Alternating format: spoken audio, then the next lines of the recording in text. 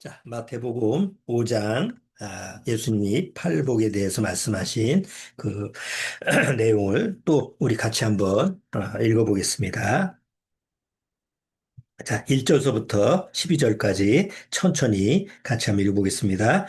예수께서 무리를 보시고 산에 올라가 앉으시니 제자들이 나아온지라 입을 열어 가르쳐 가라사대 심령이 가난한 자는 복이 있나니 천국이 저희 것이며 애통하는 자는 복이 있나니 저희가 위로를 받을 것이며 온유한 자는 복이 있나니 저희가 땅을 기업으로 받을 것이며 의에 줄이고 목마른 자는 복이 있나니 저희가 배부를 것이며 긍휼히 여기는 자는 복이 있나니 저희가 긍휼히 여김을 받을 것이며 마음이 청결한 자는 복이 있나니 저희가 하나님을 볼 것이며 화평케 하는 자는 복이 있나니 저희가 하나님의 아들이라 일컬음을 받을 것이며 의를 위하여 핍박을 받은 자는 복이 있나니 천국이 저희 것임이라. 나를 인하여 너희를 욕하고 핍박하고 거짓으로 너희를 거스려 모든 악한 말을 할 때에는 너희에게 복이 있나니 기뻐하고 즐거워하라. 하늘에서 너희의 상이 큼이라. 너희 전에 있던 선자들을 이같이 핍박하였느니라. 우리 잠깐 기도드리고 시작하도록 하겠습니다. 하나님 아버지 감사합니다. 우리가 이 마지막 때 세상을 살아가면서 정말 마지막 때라고 하는 것을 실감하지 않을 수 없는 그런 환경 속에서 우리가 살고 있습니다. 예수님께서 2000년 전에 이미 말씀하셨다시피 처처의 기근과 지진과 또 전쟁과 전쟁이 있고 사람들은 하나님을 무시하고 쾌락을 사랑하고 점점 세상만 사랑하는 그런 마지막 때의 모습이 그대로 우리의 삶의 현장에서 적나라하게 벌어지고 있는 줄 아옵니다. 이 마지막 때 주님이 우리에게 원하시는 것은 정말 한 영혼이라도 구원으로 인도하는 그런 모습이 될 줄 아옵니다. 아직도 우리 가족 중에서 구원받지 못한 심령들이 있습니다. 정말 그들이 구원받는데 우리가 정말 마지막 열정을 가지고 기도하고 또 열심히 복음을 전해야 될 줄 아옵니다.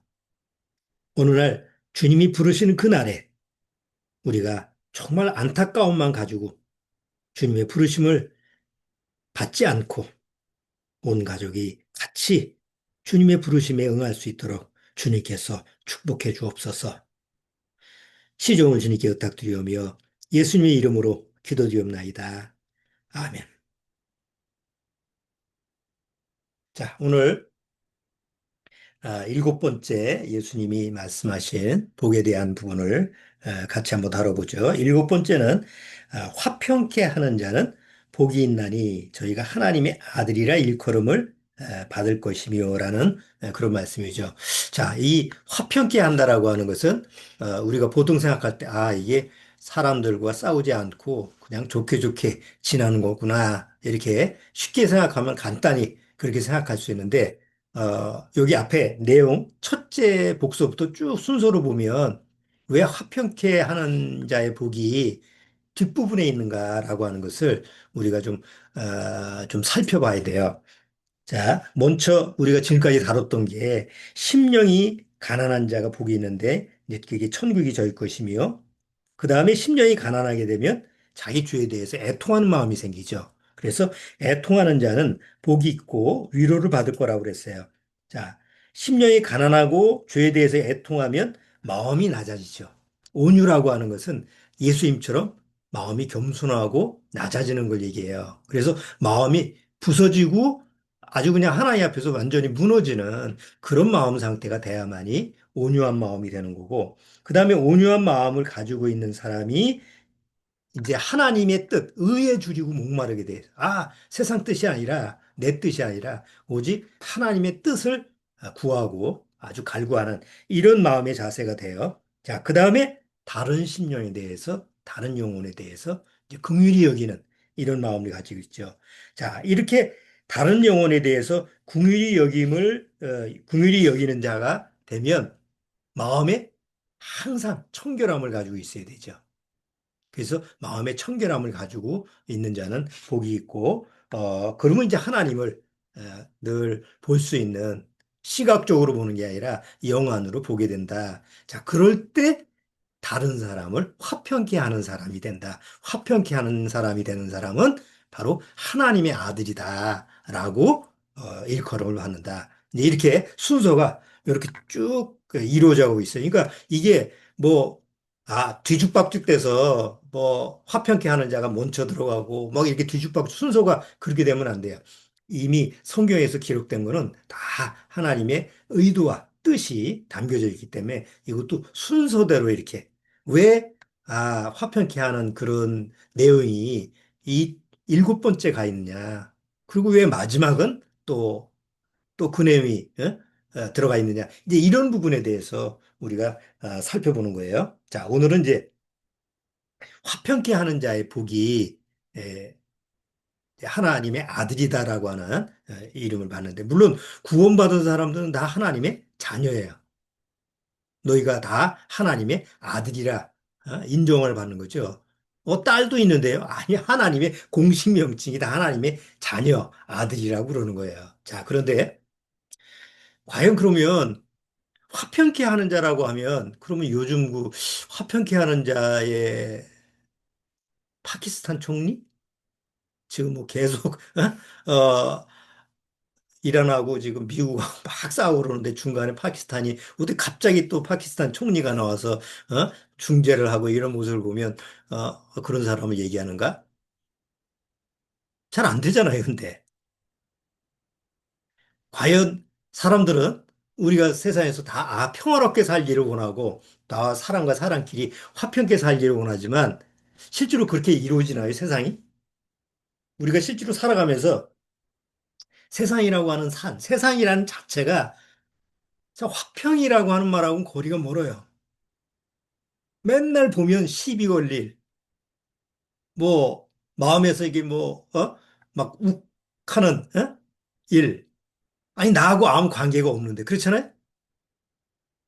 저기, 어저께도, 어, 아파트 이렇게 쭉 걸어오는데, 어떤 노인네가 그 도로 위에다가 자기 차를 쫙, 그 사람들 걸어 다니는 거기에다가 딱 세워놓고, 그 여기 뭐죠? 아파트 관리하는 경비원이 와가지고 치우라고 그래도 눈 하나 깜짝 안 하고 뭐 서로 티격태격하는 모습을 보면서 아니 은근히 마음에서 욱하더라고. 아니 거기가 그늘가야 나무 밑에라. 다른 데는 햇빛이 비치니까 아니 사람들이 걸어 다니는 그 길 위에다가 딱 자기 차를 딱 올려놓고 나서 거기서 소리 지르고 참, 속으로, 짐승 맛도 못한, 그 나이를 헛먹었구나. 집에까지 오면서 계속 내 혼자서 그냥 씹으리고 있는 거야. 어? 아니, 세상에서 내 마음이, 뭐, 난 좀 평화롭고 싶고 화평하고 싶은데 세상이 그렇게 만드는 곳이 아니에요. 세상이라는 게, 그죠? 눈만 뜨면 다 시비거리고, 눈만 뜨면 그냥 다 화날 일이고, 짜증나는 일이고, 그렇잖아. 하루 종일 세상 일이라는 게 그래서, 마음의 안식이라는 거를 꼭 어디서 누려요. 집에 와서 좀 쉴만하면 드라마를 보면 오늘 보면 그냥 짜증나는 그 스토리가 그 내일까지 꼭 봐야 돼. 또 기다려야 돼. 맨날 긴장의 연속이고 하루라도 뭐 마음 편하게 있을 그런 상황이 아닌 거예요. 그렇죠? 좀 쉴만 하면 전화 오고 쉴만 하면 사건이 터지고 다시 이거는 우리 개개인의 문제가 아니라 우리가 세상 살아가는 삶 전체의 문제예요. 1차 세계대전이 끝나고 나서 그 다음에 이제 조금 있다가 좀 잠잠할 하니까 2차 세계대전이 벌였어요. 왜냐하면 1차 세계대전이 일어나고 나서 그 다음에 일을 가는 나라들이 있었죠. 1차 세계대전 얻어맞은 나라들이 가만히 있겠어요. 내가 보복을 해야 되겠다. 그래서 2차 세계대전이 벌어지고 그 다음에 이제 독일이 실컷 1차 세계대전에서 실컷 얻어맞은 독일이 2차 세계대전에서 이제 그냥 또 전쟁에 이렇게 해서 파괴가 됐죠. 그 이제 온 세계가 전쟁판이 돼가지고 뭐 피해가 이루말할 수가 없어요. 2차 세계대전이 끝나고 나서 각 나라들이 모여가지고 야 우리가 이렇게 하다가는 망하겠다. 그래서 만든 게 뭐예요? 그게 유엔입니다. 그래서 1900 뭐죠? 어 2차 세계대전이 끝나고 나서 유엔이 이제 창립이 됐는데 1948년인가? 언제 하여튼 유엔이 창립이 되고 나서 그다음에 이제 지금까지 그러면 평화가 유지가 됐어요. 평화스러운 어떤 세상이 좀 조성이 됐나요? 유엔이 있으니까 유엔이란 그 자체 이름이 뭐예요? 국제 평화를 위해서 힘쓰는 재단이잖아요. 온 나라가 거기 참석돼 있고 우리나라도 거기 가입돼 있고 전쟁 나면 맨날 회의하고 그러잖아요. 요즘도 계속 전쟁 뭐 벌어지면 또 회의하고 근데 회의만 해. 뭐 일어나는 그거 가지고 중재해서 뭐 되는 일은 없는 것 같아요. AI한테 물어봤어요. 유엔이 창설된 이후로 세상이 좀 평화스러웠나? 그랬더니 애석하게도 전혀 그렇지 않습니다. 그렇게 쭉 설명이 나오더라고. 그렇지만 유엔이 그래도 유익은 끼쳤다고 뭐 어쩌고저쩌고 이렇게 써놓더라고요.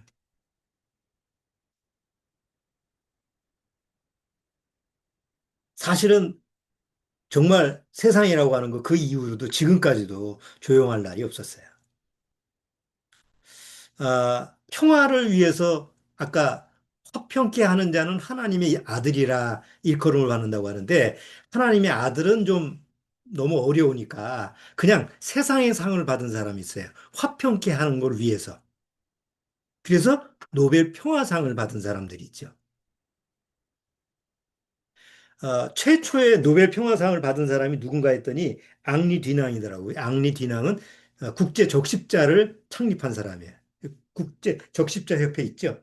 적십자 해가지고 막 전쟁 나가나 아니면 고아나 돌보는 지금도 있잖아요.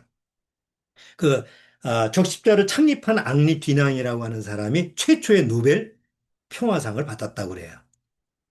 그렇지만 여전히 전쟁 고아는 있고 여전히 전쟁이 일어나면 가장 피해를 입는 건 누구예요? 아이들이에요. 지금 레바논에서 전쟁이 일어나서 이제 거기 보면 레바논에 여러 가지 그 난민들이 많잖아요, 거기에. 거기에 보면 주로 아이들이 많다고 그러더라고. 그 애들이 먹을 게 없어가지고 그 친구 녀석이 거기 뭐 선교사로 갔다고 그래서 좀 지원 좀 해달라고 그래서 나도 좀 뭐 친구가 부탁하는 거니까 조금씩 이렇게 지원을 하는데 뭐 우리 돈 뭐 몇만 원이면 그 아이들의 뭐 일주일치 식량을 해줄 수가 있으니까 좀 빵하고 우유만이라도 대줄 수 있게 이저 후원을 받더라고. 그럼 거기 애들 그 사정을 이렇게 나한테 뭐 좀 얘기를 해주면 아 참해. 그게 다 전쟁 때문에 일어나는 문제예요. 근데 그거를 유엔 창립 이래로 지금까지 힘을 써도 계속 일어나는 문제 아니에요?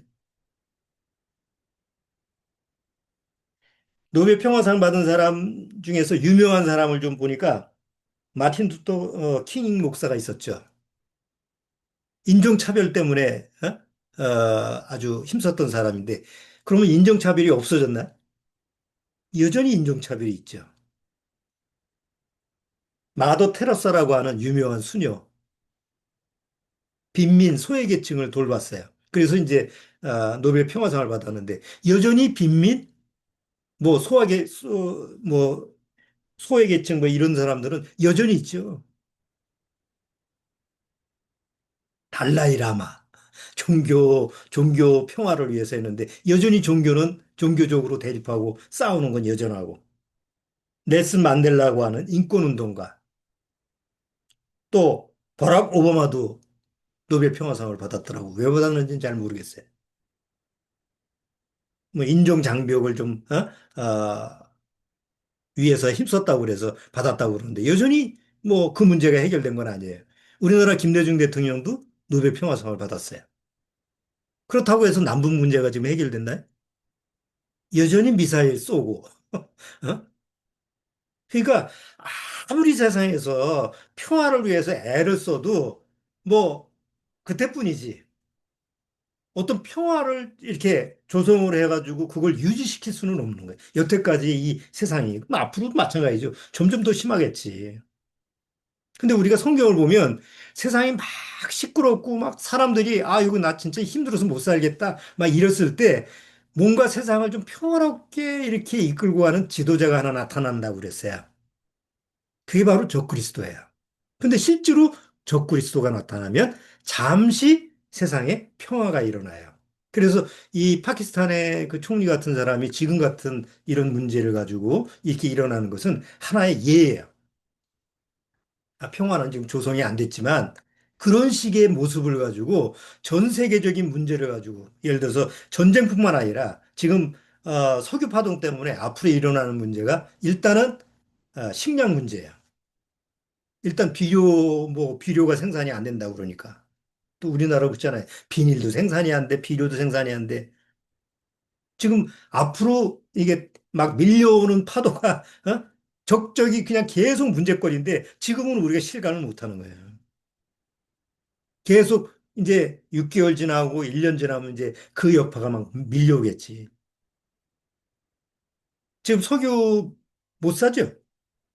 그럼 석유를 지금 그렇게 힘든데도 살 수 있는 나라가 그나마 돈이 있고 경제력이 있는 그런 나라는 선점을 해서 미리 나중에 석유가 조금 유통이 되면 그거를 사올 수 있는 능력 있는 나라만 구한대요. 그게 부자 나라예요. 근데 다행히도 우리나라가 거기에 속해 있더라고. 그래도 우리나라는 그 경제력이 있고 그다음에 그 국가의 그 위치가 있기 때문에 뭔가 그런 걸 선점할 수 있는 그런 대열에 있어요. 근데 그 나머지 나라들은 그런 게 없어요. 석유를 못 사면 울쑥되는 거 아니에요. 그럼 마지막 때 그 이제 요한계시록 보면 기근이 오죠. 그 엄청난 기근이 왔을 때 그 기근이 오는 그 첫 번째 대상이 누구냐면 못 사는 사람. 빈자와 빈국이 당을. 그럼 세상에 수많은 나라 중에서 잘 사는 나라가 몇이나 돼요, 지금. 지금 부익부 빈익빈의 나라들도. 우리나라에 사는 게 얼마나 다행인 줄 몰라. 그나마 뭐 그렇게 잘 사는 건 아니래도 그래도 못 사는 나라에 속하지는 않으니까. 근데 어쨌든 중요한 거는 세상에 화평이라는 건 없어요. 진짜 어느 날 세상이 뭔가 좀 화평이 평화가 이루어지네. 그러면 그때는 이미 적그리스도가 이제 있는 시대죠. 그러니까 그 환경이 조성이 되는 거예요. 자, 그래서 결국 세상에는 화평이 없는데 그러면 여기서 화평케 하는 자는 누구냐라는 것을 우리가 좀 알아야 되는데 그럼 화평케 하는 자를 알기 위해서는 먼저 하나님과 화평이라는 관계를 알아야 돼요. 우리가 생각할 때는 조금 모순적이잖아요. 아니 하나님은 화평을 원하신다며 성경에 보면 매 전쟁하는 얘기고 하나님이 싸우신다는 얘기고 그럼 그게 뭐냐? 자, 그래서 화평, 하나님의 화평이라고 하는 단어에 대해서 우리가 좀 옳게 정의를 내려야 돼요.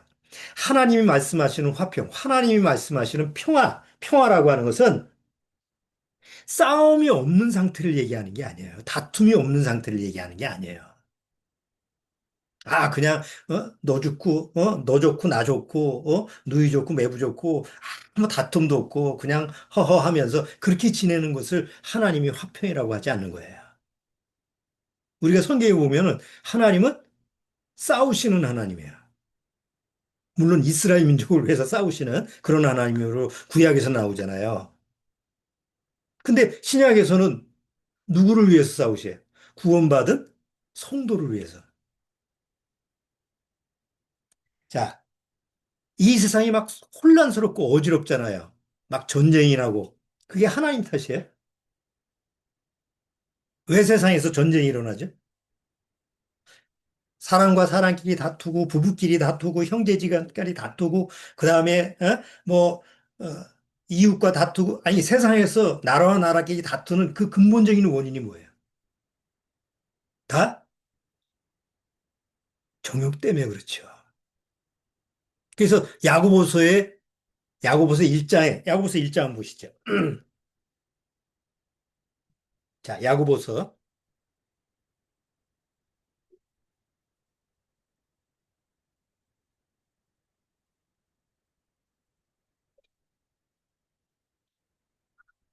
야고보서 4장.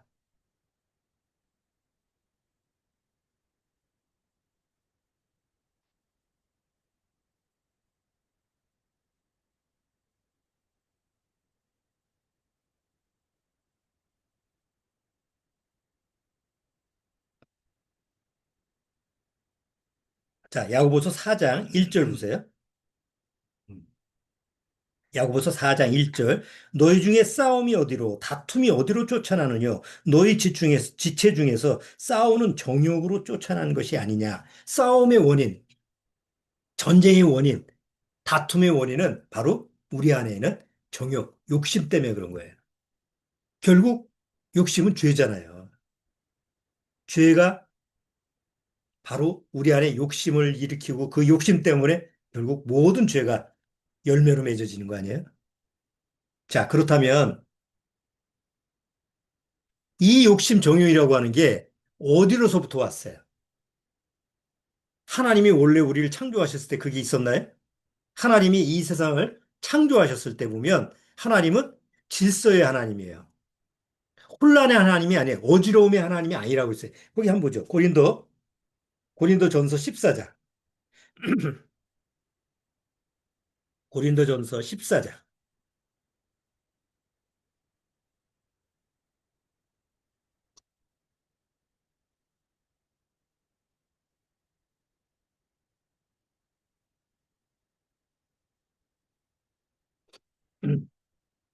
자, 14장 33절.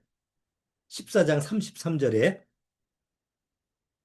하나님은 어지러움의 하나님이 아니시오. 오직 화평의 하나님이시니라. 하나님은 어지러움의 하나님이 아니고 모든 것을 화평케 하신 거예요. 그러니까 처음에 창조하셨을 때 하나님은 화평의 하나님이시기 때문에 모든 거를 이렇게 막 다투고 싸우고 이런 것 때문에 막 고통을 당하는 그런 세상을 창조하신 것이 아니라 모든 것이 질서정연하게 혼란스럽지 않는 그런 평화의 세상을 하나님이 창조하신 거예요. 그런데 그게 무너진 게 뭐 때문에 그래요? 사단이 넣어준 죄의 바이러스 때문에 그런 거예요. 우리가 창세기를 통해서 죄가 어떻게 들어왔느냐라고 하는 걸 알 수 있죠. 자, 하늘, 화평의 그 하나님의 세계 속에서 그 화평을 무너뜨리려고 하는 자가 누구였냐면 루시퍼 천사였어요. 어, 내 위에는 하나님 한 분밖에 없네. 내가 이 질서를 무너뜨리고 내가 하나님 자리에 갈 거야. 그래서 하나님의 화평을 무너뜨리다가 결국 쫓겨났어요. 왜? 하나님이 계신 곳은 혼란스러우면 안 되거든요. 어지러우면 안 되거든요. 죄가 없는 곳이니까. 그래서 사단을 내쫓고 사단과 같이 동조했던 그 천사의 한 무리들을 다 내쫓았어요. 자, 그리고 그런 공간에다가 이 세상을 창조하셨는데 사단은 결국 하나님을 닮은 사람을 결국 죄인으로 타락시켰어요. 죄인으로 타락시켰다는 건 뭐예요? 마음에 뭘 가지고 있게 된 거예요? 사단과 같은 마음을 가지고 있게 된 거예요. 사단과 같은 마음이 뭐예요? 내가 하나님과 동등됨을 취하려고 하는 마음. 될 수가 없는 거죠. 그런데 그런 마음을 품게 해서 결국 아담과 하와가 죄로 타락됐고, 그리고 한 사람 죄로 말미암아 모든 사람이 죄인이 됐어요. 하나님이 원래 창조하신 화평이 무너진 거예요. 누가? 바로 사단이. 자, 그래서 하나님이 그 화평이 무너진 것을 다시 하나님이 수습을 하셔야 되잖아요. 왜? 그 화평이 무너지고 평화가 깨지고 그 다음에 완전히 아담 이후의 모든 인간들이 다 사단의 권세 속에서 종로를 타니까 하나님은 이것을 다시 원상회복시켜야 되겠다. 그럼 무슨 문제를 해결해야 돼요? 첫 번째, 하나님의 화평을 무너뜨리게 된 게 뭐라고 그랬죠, 아까? 바로 죄예요. 죄의 문제를 해결해 줘야 돼요. 또 하나는, 물론 그 죄의 문제를 해결하기 위해서는 죄의 원인자인 사단과 그 마귀들을 하나님이 심판해야 되죠. 두 번째는, 죄로 말미암아 그 하나님의 화평을 잃어버린 사람들한테 다시 하나님이 화평케 해주시는 거예요. 하나님과 불화의 관계가 됐다고 한다면 다시 하나님과 화평의 관계를 맺게 해주는 거예요. 이 두 가지를 위해서 하나님이 싸우시는 하나님이 된 거예요. 자, 우리 출애굽기 한번 보자. 출애굽기 14장.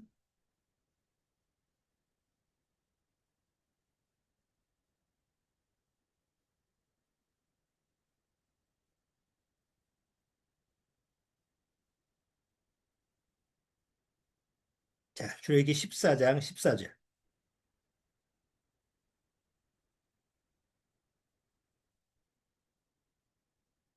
출애굽기 14장 14절.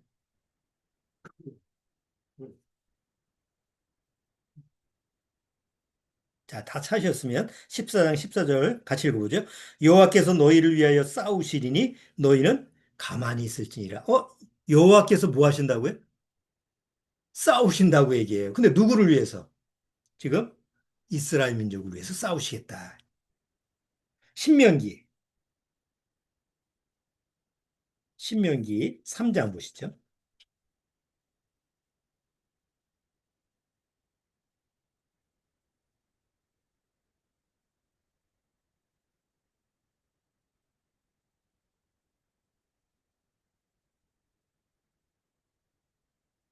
자, 3장 22절에도 너희는 그들을 두려워하지 말라. 너희 하나님 여호와 그가 너희를 위하여 싸우시리라 하였노라.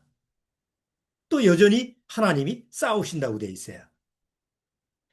마지막 때, 이 세상 마지막 때 하나님이 역시 이스라엘 민족뿐만 아니라 구원받은 성도를 위해서 싸우시는 모습을 또 성경에서는 봐요. 요한계시록 19장.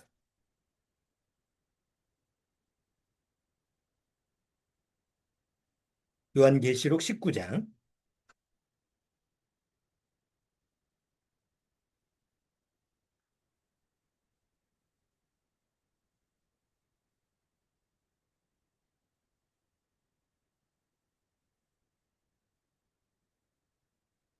자, 19장 11절. 또 내가 하늘에 열린 것을 보니 보라 백마와 탄 자가 있으니 그 이름은 충신과 진실이라 그가 공의로 심판하며 싸우더라. 마지막 때도 싸우시는 거예요. 자, 그러면 뭘 위해서 싸우는 걸까요? 괜히 심심해서 싸우는 거예요? 아니죠. 화평을 위해서 싸우는 거예요. 하나님의 화평을 위해서. 자, 그러면, 자, 화평이라고 하는 말은, 그냥, 뭐, 너 좋고 나 좋고, 우리 다투는 거 싫어하니까 그냥 싸우지 말자. 여러분, 마음의 문제가 있고, 마음의 갈등이 있고, 서로 적대감이 있고, 서로 용납하지 못하는 그런 문제가 있는데, 그냥 좋고 좋게 지내는 게 화평한 거예요. 겉으로는 안 싸우는 것 같아. 그렇지만 마음은 싸우죠. 개인과 개인끼리도 그렇고 나라와 나라끼리도 조용하다고 해서 안 싸우는 거예요. 우리 남한하고 북한하고 지금 싸우지 않으니까 그냥 가만히 있으니까 지금 평화로운 거예요. 안 그렇죠? 북한에서 뭐 미사일 쏘아 올리고 뭐 쏘아 올리면 다 불안해 하잖아요. 여기서 뭐 우리나라에서 뭐 군사훈련하고 그러면 또 북한에서 또 불안해 하잖아요. 직접 싸우지 않는다고 해서 그게 평화가 아니라는 거예요.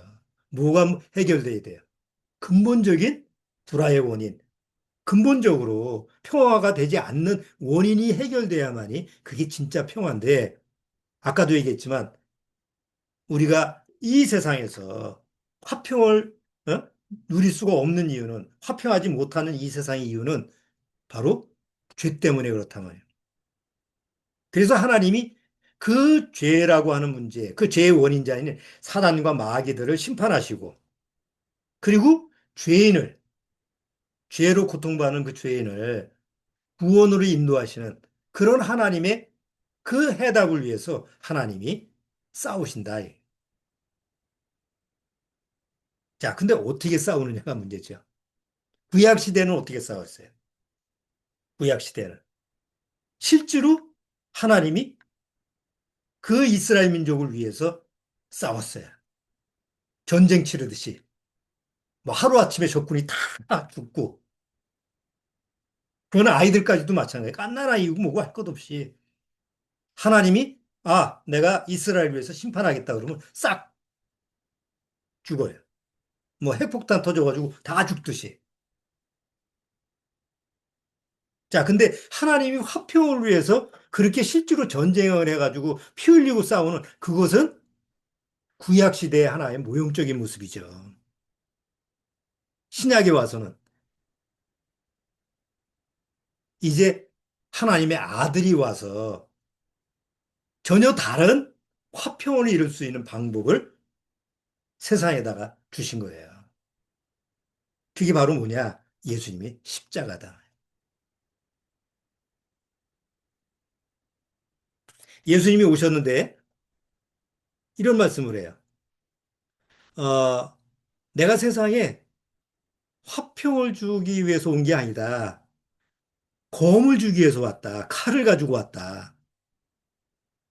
그럼 지금 이 말씀하고 마태복음 5장 말씀하고는 좀 정반대되는 얘기죠? 화평케 하는 자는 복이 있다라고 하는데 정작 예수님은 내가 화평을 주러 온 것이 아니다라고 얘기하니까 한번 보시죠. 마태복음 10장.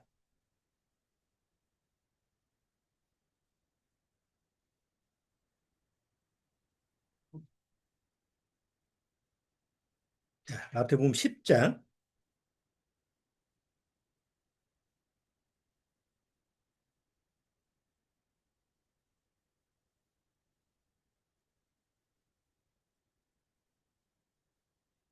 자, 마태복음 10장 34절.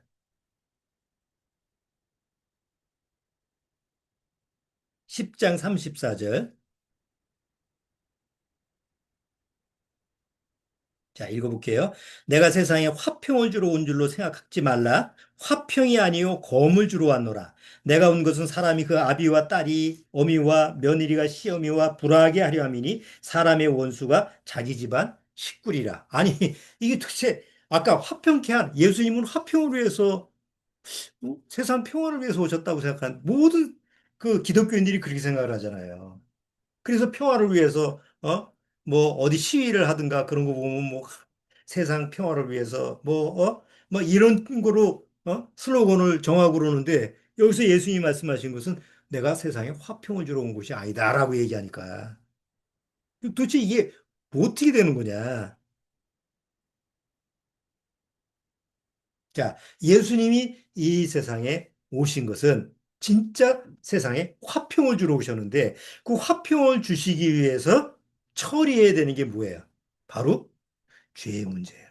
죄를 무시하고 화평이라고 하는 건 있을 수가 없어. 그래서 먼저 뭘 끄집어내야 돼요? 죄를 끄집어내야 되는데 죄를 끄집어내는 순간 뭐가 일어날 수밖에 없어요? 다툼이 일어날 수밖에 없어요.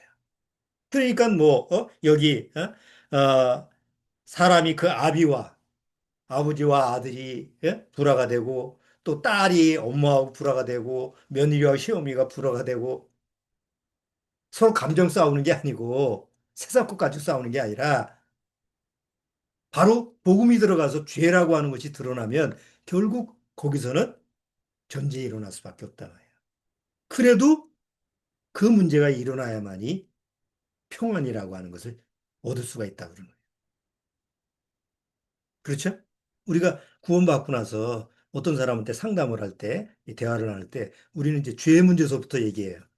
그럼 죄 얘기를 하면 다 사람들이 거부감을 가져요. 아이, 교회 와서 좀 마음 편하려고 하는데 더 마음이 불안해지고 더 지옥 간다고 그러고 더 마음을 괴롭게 하네. 그래서 떠나가는 사람이 수없이 많아요. 그리고 그 구원의 문제가 풀어질 때까지는 기분이 좋지 않죠. 근데 어느 날, 죄 문제가 하나님 앞에서 그대로 시인이 되고, 내가 그 죄인이었구나, 라는 것을 인정하게 될 때는 뭐가 찾아와요? 화평이 찾아오죠. 평안이 찾아오죠. 바로 그 영혼에 대한 화평을 위해서 예수님이 이렇게 말씀하신 거예요. 예수님 화 안 냈나요? 막, 성전에 가가지고 그 장사하는 자들을 내쫓을 때 그 과격한 모습을 보세요. 그게 화평케 하는 건 아니잖아요. 세상적으로 봤을 때는. 막 분란을 일으키는 거지. 불안을 조성시키는 거지. 자, 그런데 예수님은 바로 진짜 평안을 주기 위해서 내가 죄에 대해서, 너희들 죄에 대해서, 너희들 스스로 해결을 못하니까 그 하나님이 평안을 주시기 위해서 내가 너희들의 죄를 대신 십자가에서 죽겠다. 왜? 죄의 문제를 해결하면 뭐가 돼요? 하나님 앞에서 의인이 되고 더 이상 하나님과 나와의 관계 속에서 불화의 관계가 없어지니까. 그리고 하나님 앞에서 다시 화목 관계를 맺을 수 있으니까. 그래서 예수님이 무슨 제물로 화목 제물로 오셨다고 성경에 나오잖아요. 하나님과 나하고의 관계 속에서는 내 죄에 대한 피가 흘려져야 돼. 왜? 나는 하나님과 계속 원수지간으로 싸우고 있으니까. 교회 나가서 예배를 드리면서도 하나님 편에 봤을 때는, 쟤는 나하고 지금 싸우는 자구나. 구원받지 못하는 하나님과 싸우는 자예요. 모습은 경건하고, 모습은 지금 기도를 하고 있고, 찬양을 하고 있고, 예배를 드리고 있어도 구원받지 못하면 여전히 하나님과 등 돌리고 싸우고 있는 거예요. 마치 부모, 자식 간에, 부모가 내가 원하는 거 안 해주면 그냥 방문 걸어 잠그고 그냥, 뭐 아무리 문을 두들겨도 안 나오는 그 아이들처럼 그렇게 밥 먹으러 하고 있는 그런 모습이 하나님과 나와의 관계단 말이에요. 그런데 그런 걸 해결하기 위해서 예수님이 십자가에서 죽으신 거예요. 예수님이 십자가에서 내 죄를 위해서 십자가의 죽음으로 말미암아 죄의 문제를 예수님의 피로 싹 씻겼어요. 그럼 더 이상 나는 죄가 없으니까 하나님과 나하고 관계 속에서 반목할 필요가 없죠. 하나님과 나하고 싸울 필요가 없잖아요. 하나님과 나하고 왜 싸운 거예요? 물론 싸움이 되는 게 아니지만 왜 하나님과 나하고 서로 불화의 관계가 된 거예요? 죄 때문에 그런 거 아니에요. 그래서 하나님이 아들을 보내서 그래 너하고 나하고 불화의 관계가 죄 때문에 이루어졌으니까 너 스스로 죄 문제를 해결하지 못하니까 내가 죄를 대신 해결해 줄게. 바로 그 해결해 주는 가장 해답은 뭐냐?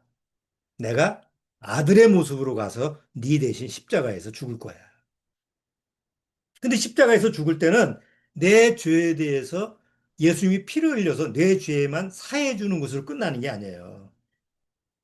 십자가에서 예수님이 피를 흘려서 죽으신다라고 하는 것은 누가 사망 선고를 하는 거하고 똑같아요. 바로 사단 마귀가 하나님 앞에서 졌어요. 나는 끝났구나. 난 내 시대는 끝났구나. 난 더 이상 뭐 하나님을 대적할 수 없고 뭐 구원받은 사람에 대해서 이제 세상 사람에 대해서 내가 어떻게 강력하게 내 밑에 그냥 종로를 시킬 수 있는 이런 100% 권한을 가질 수가 없구나. 난 이제 졌구나. 이렇게 선언을 한 게 바로 십자가 사건이다. 골로새서 한번 보세요. 골로새서 2장. 골로새서 보기 전에 요한복음 먼저 보고 갈게요. 요한복음 12장.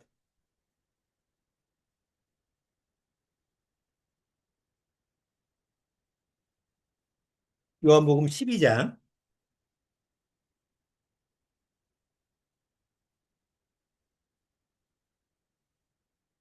자, 요한복음 12장 30절. 자, 요한복음 12장 30절. 예수께서 대답하여 가라사대 이 소리가 나는 것은 나를 위한 것이 아니요 너희를 위한 것이니라. 이제 이 세상에 심판이 이르렀으니 이 세상 임금이 쫓겨나리라. 내가 땅에서 들리면 모든 사람을 내게로 이끌겠노라 하시니, 여기 예수님이 십자가의 죽음이라고 하는 것이 결국 우리 죄만 사해 주는 게 아니라 누구의 심판을 얘기하는 거예요? 사단 마귀의 심판을 얘기하는 거예요. 자, 그래서 골로새서, 자, 골로새서 2장.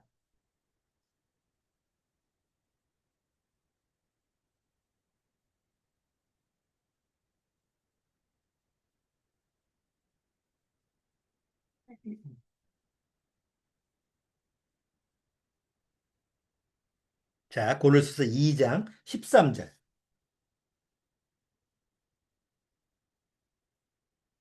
자, 2장 13절. 골로새서 2장 13절. 제가 읽어볼게요. 또 너희의 범죄와 육체의 무할례로 죽었던 너희를 하나님이 그와 함께 살리시고, 어디서? 십자가에서 우리에게 모든 죄를 사하시고 우리를 거스리고 우리를 대적하는 의문에 쓴 증서를 도말하시고 제하여 버리사 십자가에 못 박으시고 정세와 정사와 권세를 벗어버려 밝히 드러내시고 십자가로 승리하셨느니라. 십자가에서 승리하셨는데 누구에 대해서 승리했다는 거예요?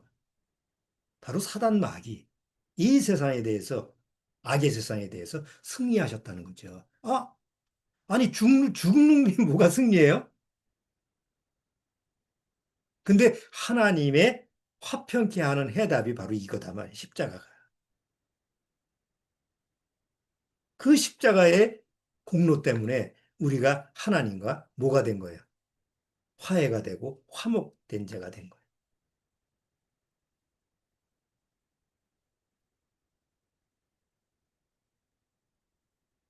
자, 골로새서 1장,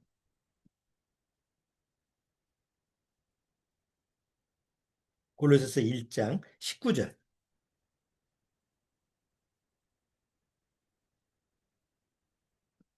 자, 골로새서 1장 19절. 아버지께서는 모든 충만으로 예수 안에 거하게 하시고 그의 십자가의 피로 화평을 이루사 만물 곧 땅에 있는 것들이나 하늘에 있는 것들을 그로 말미암아 자기와 화목해 되기를 기뻐하심이라. 전에 악한 행실로 멀리 떠나 마음으로 원수가 되었던 너희를 이제는 그의 육체의 죽음으로 말미암아 화목해 하사 너희를 거룩하고 흠없고 책망할 것이 없는 자로 그 앞에 세우고자 하셨으니, 만일 너희가 믿음에 거하고 터 위에 굳게 서서 너희 들은 바 복음의 소망에서 흔들리지 아니하면 그리하리라. 이 복음은 천하 만민에게 전파된 바요 나 바울은 이 복음의 일꾼이 되었노라.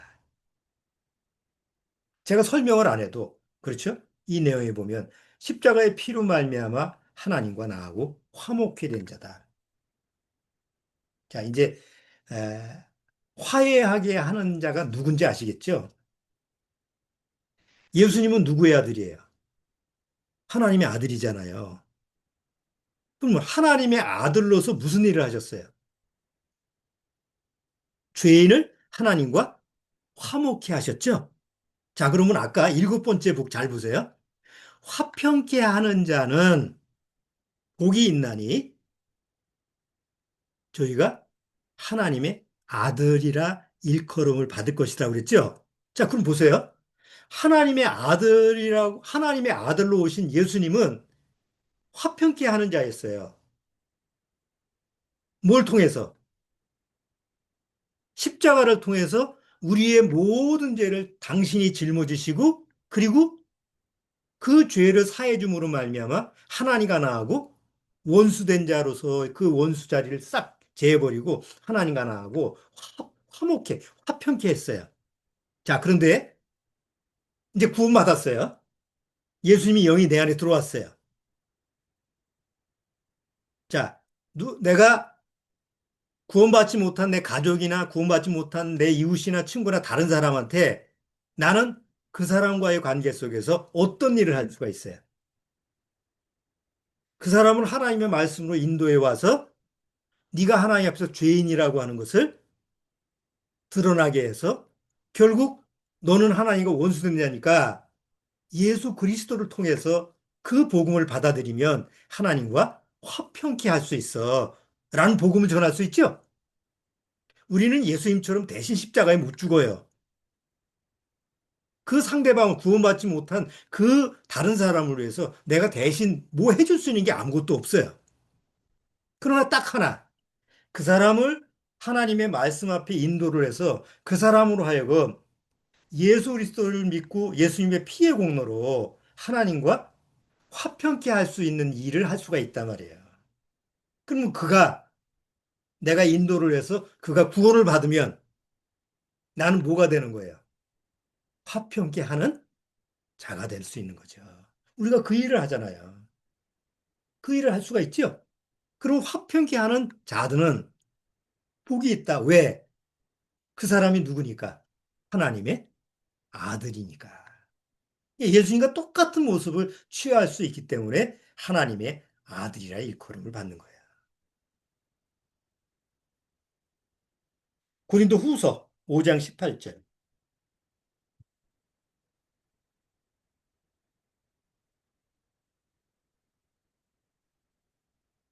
고린도 후서 5장 18절.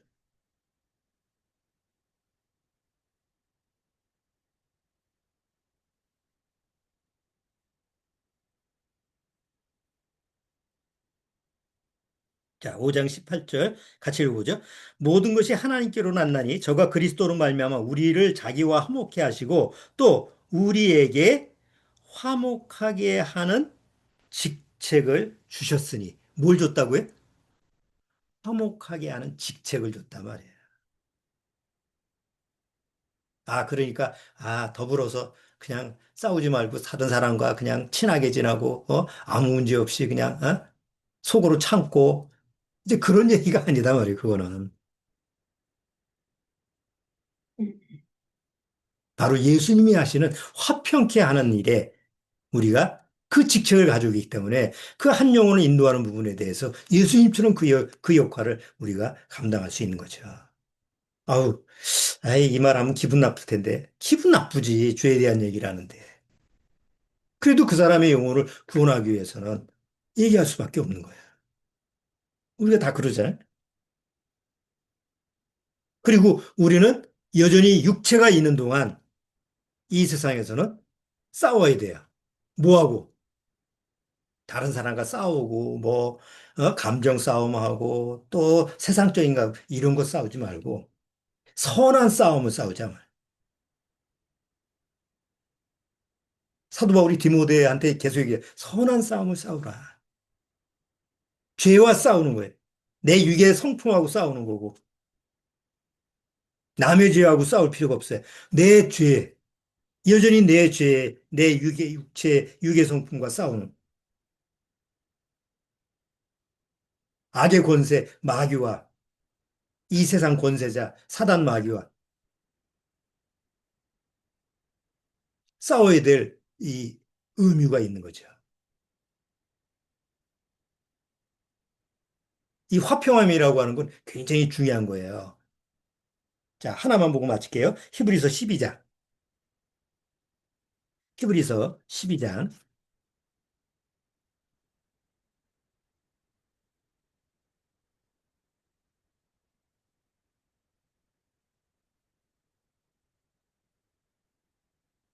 자, 12장 14절. 자, 히브리서 12장 14절.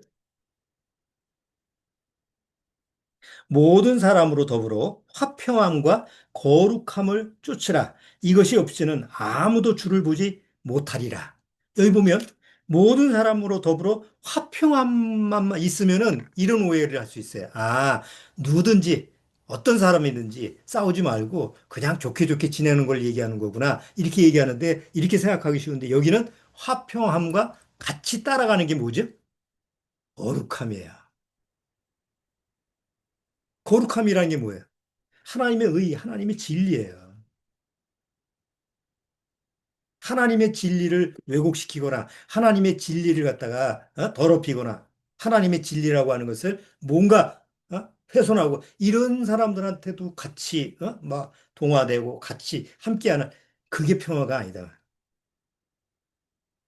그리스도 안에서 화평함을 취하되 항상 진리 안에서 거룩함을 같이 취하는 거죠.